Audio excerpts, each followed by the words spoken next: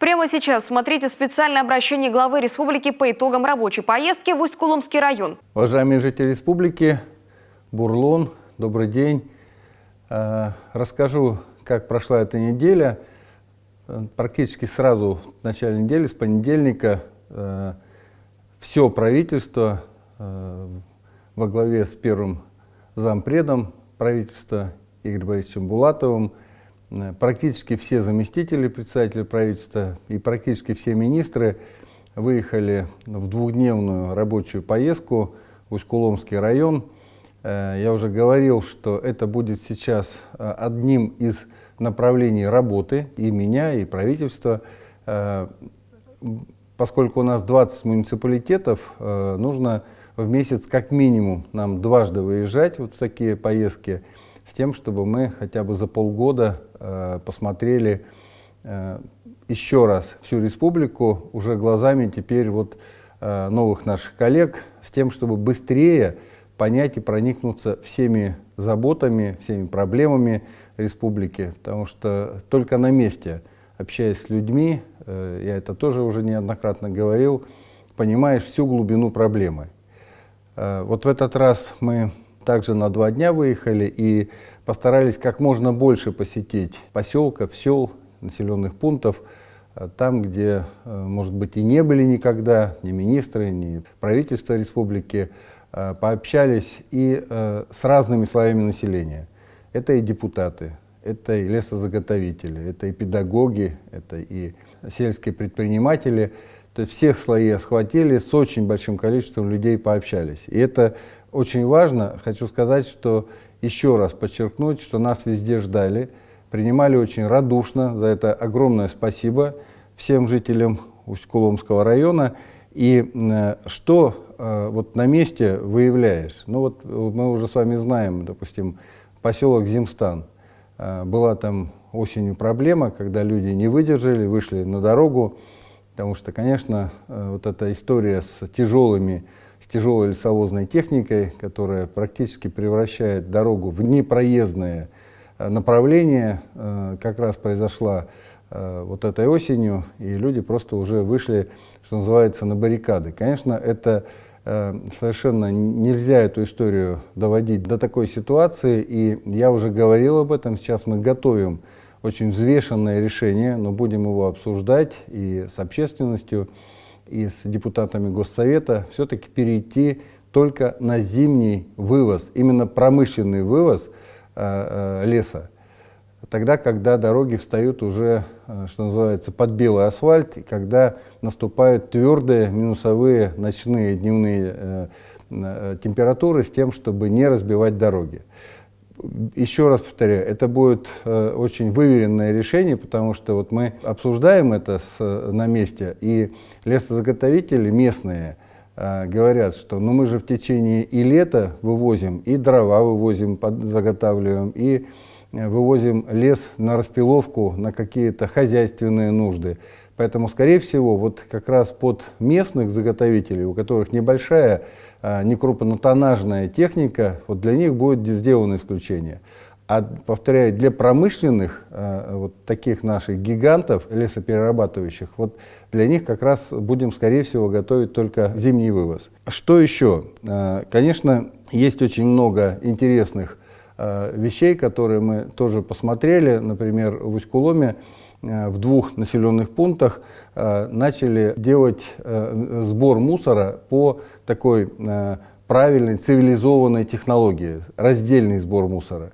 Причем это взял на себя инициативу местный предприниматель, он закупил специально раздельные контейнеры, в разные там цвета они покрашены, для пластика пока только и для бумаги, но тем не менее, первый шаг сделан, и на самом деле люди активно на это отзываются. Что это дает? Ну, во-первых, это не просто контейнеры, а он сделал дальше площадку, ну, по сути, такой ангар, где этот мусор привозится и разбирается. Естественно, небольшой пресс, который, там, пластик, делается уже пресс формы для перевозки, для сдачи его как вторсырье, ну и бумага то же самое.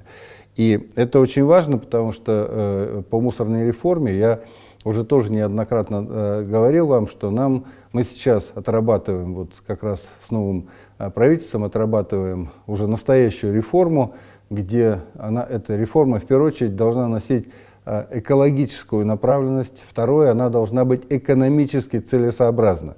То есть нельзя вывозить мусор за 100, за 200, за 300 километров, потому что тариф тогда становится просто постоянно растущим, а этого нельзя ни в коем случае допускать, потому что тариф – это деньги, которые люди оплачивают из своего кармана. Поэтому тариф должен быть минимальный, а мусор должен цивилизованно сортироваться, дальше все, что необходимо, сдаваться во вторсырье, и дальше на месте, повторяю, проходить должна переработка этого мусора. Но вот мы обсуждали буквально позавчера с коллегами, что, конечно, сжигание – это тоже сегодня не наш метод. Сжигание – это дополнительное канцерогены, которые выбрасываются в воздух. Поэтому современные технологии расщепления мусора, они, конечно, уже под другими методами, физическими методами, без сжигания. Вот именно по такому пути мы сейчас и вот нашу современную мусорную реформу сейчас отрабатываем. Также встречались и очень много говорили с лесопереработчиками. Причем Усть-Кулом представлен всей палитрой. Это вот и там наши самые гиганты, Монди, которые, я уже говорил, с которыми есть проблема по разбиванию дорог. И не только, кстати, эта проблема, еще одну проблему обсудили. Там же в Земстане, после того, как поменялся субподрядчик у Монди по вывозке леса, сразу было 70 человек из жителей Земстана этим новым субподрядчиком Монди уволено. Это тоже одна из проблем, недопустимая. Мое мнение совершенно однозначное. И это, кстати, прописано в основных, во всех документах, когда заходит любой лесозаготовитель, большой будь то или малый, это прописано, что преимущественно должны приниматься на работу жители именно тех населенных пунктов, где идет лесозаготовка. Преимущественно. Для меня это значит 100%. Там, где есть специальности какие-то уникальные и нет специалистов вот в этом населенном пункте, конечно, на какое-то время можно привлекать специалистов со стороны. Но при этом нужно учить. Нет таких у нас специальностей, которым невозможно было бы научить наших местных жителей. Поэтому нужно параллельно учить и все равно стремиться к 100% занятости именно местного населения. Посмотрели, как я уже сказал, все, по сути, слои лесозаготовителей и переработчиков, от крупных до средних и до совсем маленьких. Какая есть проблема еще? Нам нужно, чтобы лесопереработка была полного цикла. То есть, чтобы не оставались горы щепы, чтобы не оставались горы горбыля, чтобы не оставались горы опилок. Чтобы все перерабатывалось, и сегодня для этого есть все возможности, есть линии по переработке, которые превращают все эти отходы в биотопливо. Еще что, биотопливо, вот со всеми переработчиками разговариваем, мне говорят, да мы готовы, и мы готовы привлечь инвестиции, и правительство сегодня Республики Коми готовы в это инвестировать, но дальше же сбыт. И здесь еще один парадокс у нас, уважаемые жители, выясняется. В центре Усть-Кулома стоит котельная. Ну как вы думаете, на чем она топится? На биотопливе? Ничего подобного. Она топится мазутом. То есть в центре лесного муниципалитета, где идет промышленная заготовка леса, переработка леса, мы топим котельную мазутом. Ну, конечно, это совершенно неправильно. И я там на месте дал поручение, я его давал еще летом, чтобы нам подготовить программу, причем это должна быть программа годичная, то есть никаких там ни 3, ни 5-летних, год на то, чтобы перевести все котельные на горелки вот, с использованием биотоплива. Потому что тогда запускается вот эта кооперационная цепочка. Заготовка, переработка и сбыт готовой продукции, будь то пилеты, будь то гранулы. Причем парадокс в том, что мы в этом же Усть-Куломе лесозаготовитель и с полной глубокой переработкой производит гранулы для Италии.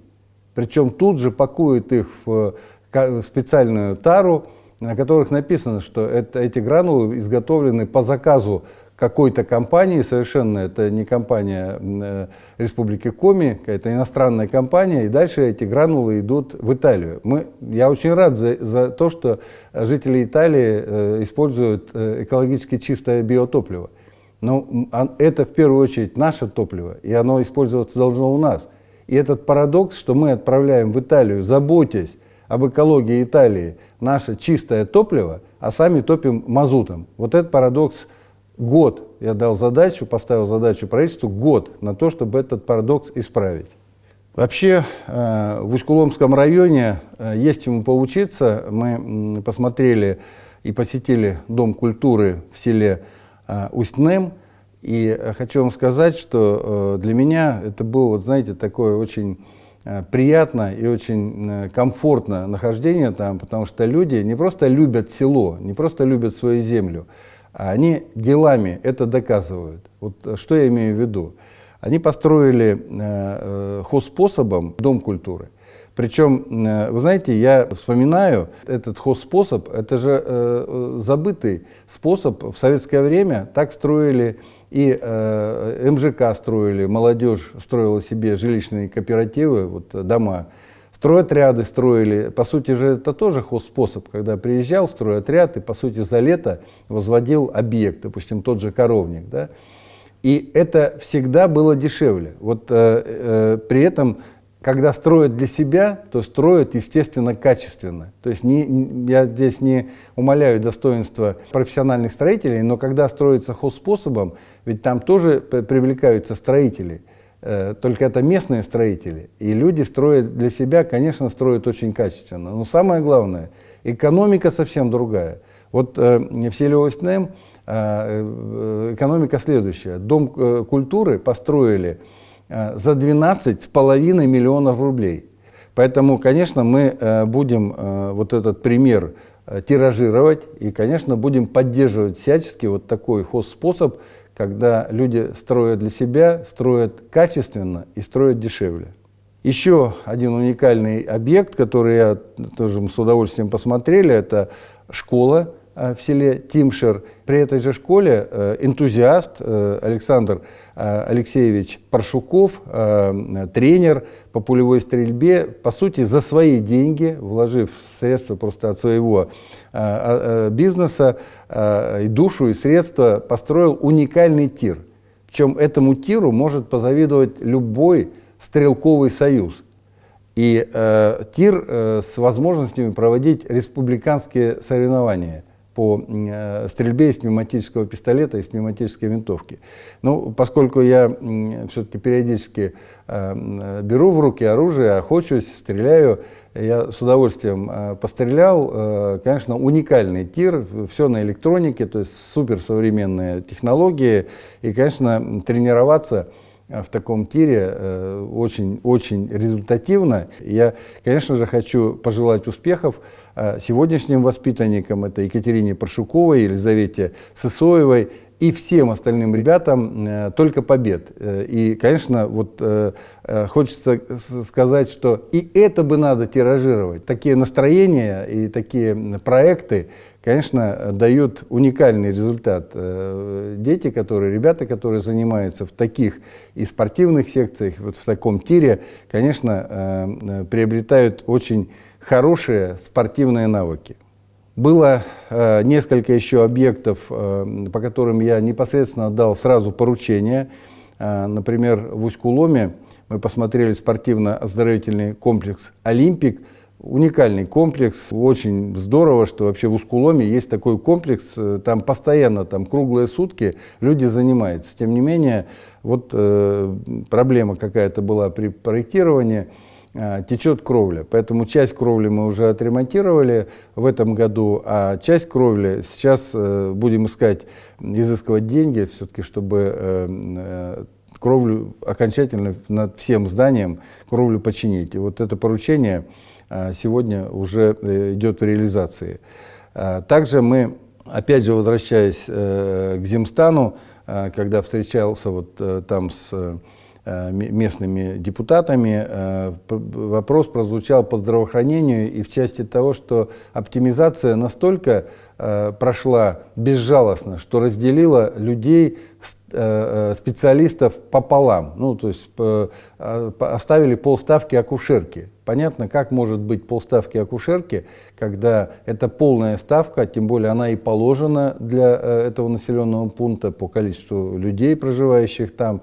И, конечно, там же было дано поручение, исполняющее обязанности министра здравоохранения Республики Коми. И, по сути, выезжая, уже вопрос был решен. Выезжая из Земстана, вопрос решен и восстановили полную ставку акушерки. Плюс были вопросы заданы и по Земстану, и по Помоздино организовать льготное лекарственное обеспечение. То же самое поручение дано. В ближайшее время постараемся до конца этого года льготное лекарственное обеспечение восстановить в этих селах и населенном пункте. Тем более, что есть аптеки. Там есть аптеки, на базе которых это можно сделать. Конечно же, посмотрели в Помоздино школу. Это отдельная история, я тоже о ней уже докладывал. Эта школа должна была быть сдана в этом году, но значит, нас подвел подрядчик не местный. Это опять к вопросу того, что нужно создавать собственные строительные подрядные организации, которые будут относиться к строительству и к работе на своей земле как к обязательному условию исполнения, чтобы не было такого, что начали проект, бросили, уехали, ни за что не отвечают. Вот в Помоздино, к сожалению, именно такой объект, но сейчас туда зашел очень серьезный подрядчик с очень хорошей историей, с именем. И вот мы посмотрели, было дано твердое совершенно слово, и я это слово передал на встрече с жителями села Помоздино о том, что до конца июля 2021 года школа в Помоздино будет сдана. Уважаемые жители республики, это все, что я хотел сегодня вам рассказать, чем с вами поделиться. Будьте здоровы, берегите друг друга. До следующей встречи.